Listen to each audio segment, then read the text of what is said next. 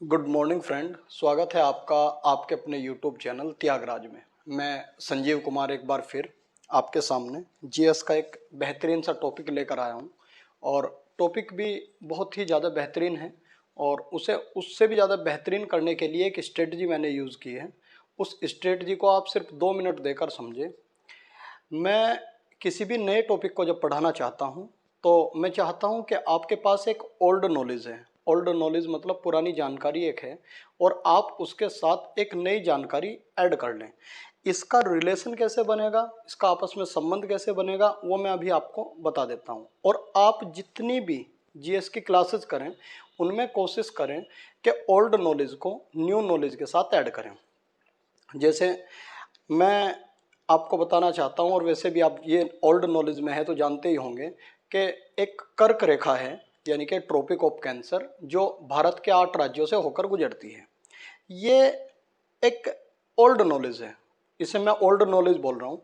अब एक new knowledge इसके साथ जो मुझे ऐड करनी है वो ये है कि एशिया के भी 8 ही देश हैं जिनसे कर्क रेखा होकर गुजरती है, यानी कि ट्रॉपिक ऑफ कैंसर भारत के भी 8 ही राज्यों से होकर गुजरती है और एशिया के भी 8 ही देशों से होकर गुजरती है। अब मैंने 8 राज्य भारत के और एशिया के 8 देश, ये न्यू नॉलेज और ओल्ड नॉलेज को मैंने रिलेट कर दिया। टॉपिक एक ही है जिसका नाम है ट्रॉपिक ऑफ कैंसर यानी कि कर्क रेखा, उसकी स्थिति भारत के सापेक्ष भी और एशिया के सापेक्ष भी। अब मैं थोड़ा इसे एक्सप्लेन करूंगा और एक्सप्लेन करते हुए आप देखेंगे कि जिंदगी भर आप भारत के 8 राज्य के साथ साथ एशिया के 8 देश भी नहीं भूलेंगे जो ट्रॉपिक ऑफ कैंसर पे बढ़ते हैं। तो मैं शुरू करता हूं। देखिए प्यारे बच्चों, ये हमारा प्यारा भारत है, आप सभी जानते हैं। इसके साथ जब मैं थोड़ा सा से स्लाइड करके एशिया के पोर्शन को बनाता हूं तो मुझे इस पोर्शन की अफ्रीका कॉन्टिनेंट की कोई रिक्वायर नहीं है, कोई ज़रूरत नहीं है। ये अपना इटली है,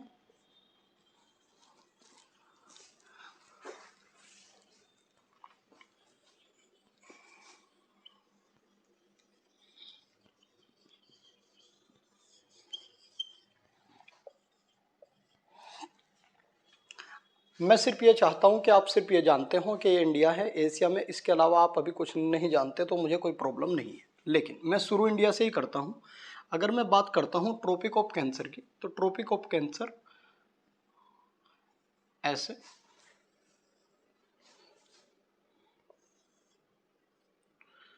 ऐसे निकल जाती है।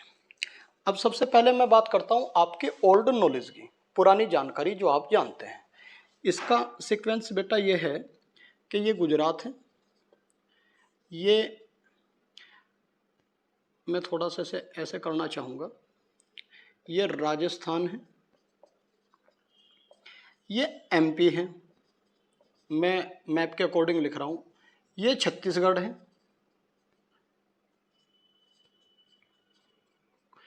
ये झारखंड है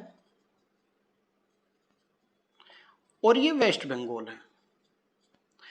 इसके बाद यहाँ त्रिपुरा और ये मिजोरम। त्रिपुरा और मिजोरम।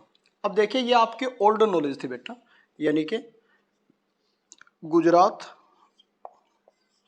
गुजरात के साथ राजस्थान, राजस्थान के बाद बेटा एमपी यानी कि मध्य प्रदेश, इसके बाद बेटा छत्तीसगढ़, इसके बाद झारखंड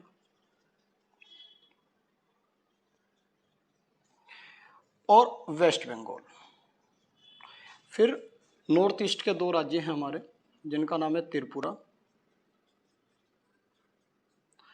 और मिजोरम। अभी मैं न्यू नॉलेज की कोई बात नहीं कर रहा हूँ, मैं सिर्फ इंटर रिलेट करूँगा इन्हें।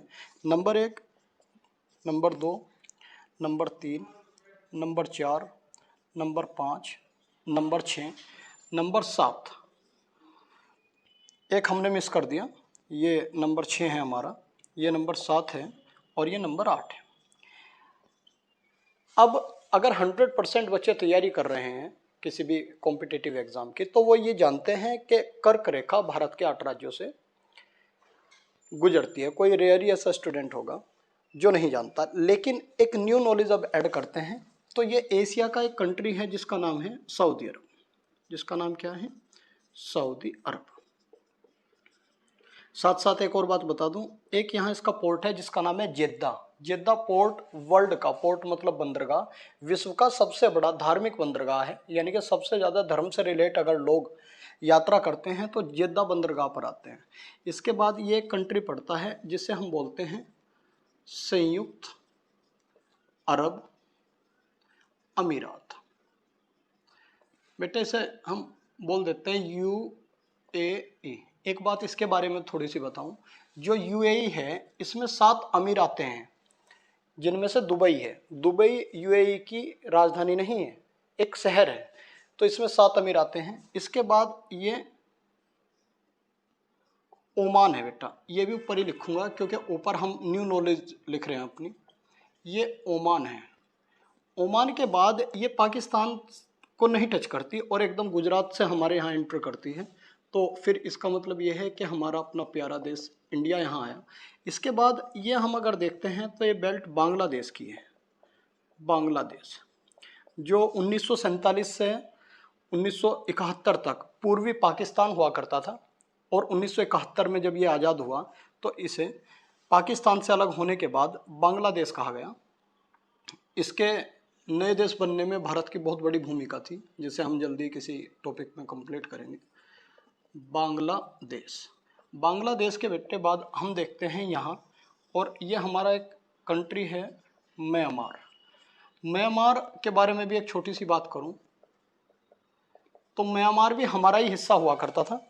1935 का एक अधिनियम है, भारत सरकार अधिनियम 1935, जिसमें बर्मा यानी कि म्यांमार को भारत से अलग कर दिया गया। यहाँ एक फेमस जेल भी है जिसका नाम है मांडले जेल।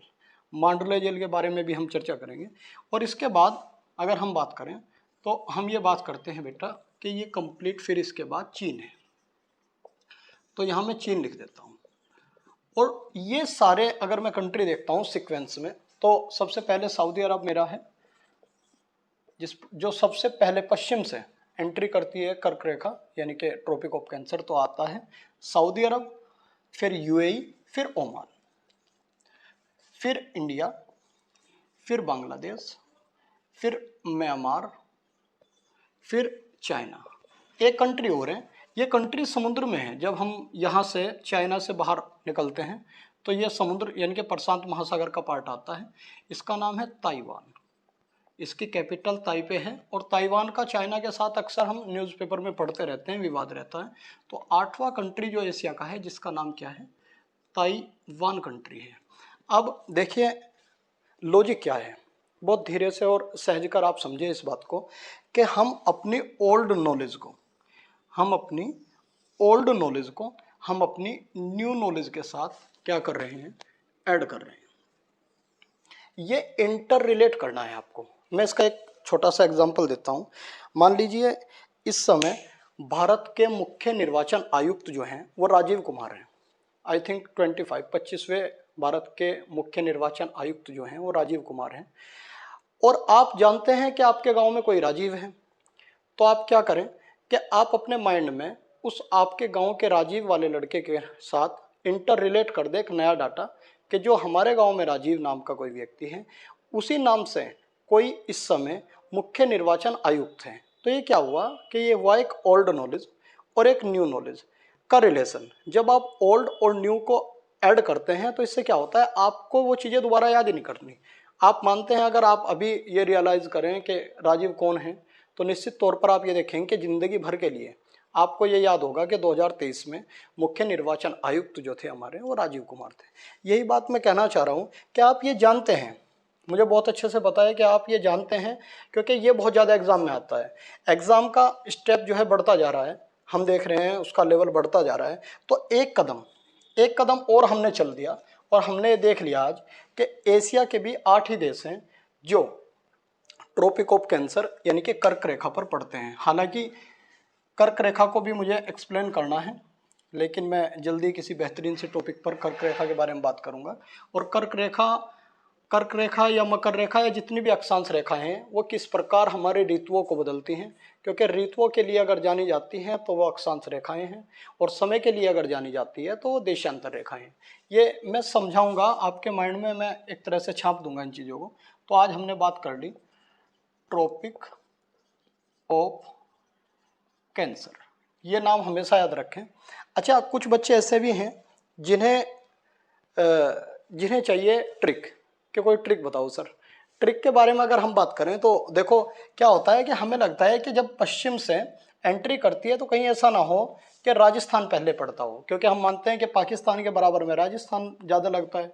लेकिन ये याद रखना है कि राजस्थान गुजरात से निकलने के बाद कर्क रेखा पर पड़ता है। अब अगर मैं बात करूं थोड़ी सी, तो गुजरात की जगह आप गांधी पढ़ लो। ये उन बच्चों के लिए है जिन्हें छोटी सी कोई ट्रिक चाहिए। राजस्थान जो है, राजस्थान के लिए मैं राज कहना चाहता हूं, क्योंकि गांधी जी ने जब तक नेशनल मूवमेंट कोई भी चलाया उनमें सब में राज किया। और एक खास बात और थी गांधी जी की कि वो हर एक मोमेंट में, हर एक आंदोलन में मध्य में रहे। कोई भी आंदोलन ऐसा नहीं रहा कि जिसमें वो साइड में रहकर काम करते हैं, तो मिडिल में रहकर उन्होंने काम किया। तो गुजरात अगर हम बात कर रहे हैं तो गांधी, और राजस्थान अगर बात कर रहे हैं तो राज किया है। मध्य प्रदेश मतलब मिडिल में रहकर। अब छत्तीसगढ़ और झारखंड में बहुत कन्फ्यूजन होता है। अब मैं ये बताना चाह रहा हूं कि गांधी जी के साथ एक व्यक्ति था जो था chief justice of West Bengal. इसका मतलब क्या हुआ कि मुख्य न्यायाधीश था बंगाल का। यह आपकी ट्रिक है, नीचे जो लिख रही है ट्रिक है आपकी। ऊपर जो इनके राज्य लिखे हुए हैं ये क्या है, ये सारे के सारे इसकी डिटेल है। तो देखिए गांधी जी ने राज किया मध्य में, मुख्य न्यायाधीश ऑफ बंगाल, यानी कि बंगाल के मुख्य न्यायाधीश। अब सी से क्या बना, छत्तीसगढ़। जैसे क्या बना, झारखंड। और कहाँ के, वेस्ट बंगाल के। नॉर्थ ईस्ट के आपको याद ही रहेंगे कि त्रिपुरा है और मिजोरम है। तो निश्चित तौर पर यह बात समझ आई होगी आपको। आप सहज कर बहुत धीरे से चीज़ों को समझें, जल्दबाजी ना दिखाएं, हेजिटेशन ना दिखाएं, आप आराम से ये देखें। क्योंकि क्या होता है, हमारे अंदर बहुत जल्दी होती है। मैं चाहता हूं कि आप जिस टॉपिक को न्यू नॉलेज के साथ ऐड करना चाह रहे हैं उसे बिल्कुल स्थिर होकर ओल्ड नॉलेज के साथ रिलेट करें। बहुत बेहतरीन तरीके से आप ये कर सकते हैं। एक छोटी सी बात सिर्फ, अगर हम देखते हैं तो ये पूर्व है यानी कि ईस्ट है, और इधर क्या है, पश्चिम है।